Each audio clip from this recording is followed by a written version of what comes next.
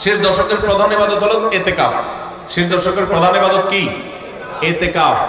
ইতিকাফ করার চেষ্টা করবেন। আমরা শেষের দিকে এসে ইতিকাফের কথা বলি, তখন আপনারা এটার ফজিলত বুঝেন না। নবী করিম সাল্লাল্লাহু আলাইহি সাল্লাম রমজান রোজা তৃতীয় হিজরিতে ফরজ হয়েছে, তার ওয়াফাত পর্যন্ত কোন বছর শেষ দশকের ইতিকাফ ছাড়েন নাই, মসজিদে ইতিকাফ করছেন। যুবকরা ইতিকাফ করবেন তো ইনশাআল্লাহ। তিনটা ইবাদতের স্বাদ নগদ পাওয়া যায়, আমি কোরআন হাদিসের আলোকে আমার অভিজ্ঞতার মিশেলে আমি জানাচ্ছি। এর মধ্যে একটা হলো লম্বা সময় নিয়ে যদি সিজদা দিতে পারেন, বিশেষ করে তাহাজ্জুদে, তো দেখবেন এটার স্বাদ আপনি অনুভব করবেন। আর দ্বিতীয়টা হলো ইতিকাফ। ইতিকাফ রমজানের শেষ দশক যদি মসজিদে বসে যেতে পারেন, কাটতে বুসকা নিয়ে কিচ্ছু করতে পারেন না, শুধু বসে গেছেন মসজিদে 10টা দিন, আপনার ফিল হবে যে আপনি আল্লাহ তাআলার চৌকাঠে এসে পড়েছেন। ইতিকাফের মজা যারা একবার পায় তাদেরকে এটা থেকে দূরে সরে রাখা যায় না। আর 3 নম্বর হলো আরাফাতের ময়দানের দোয়া। এটাতে যে স্বাদ, এই তিনটা স্বাদ যে পাইছে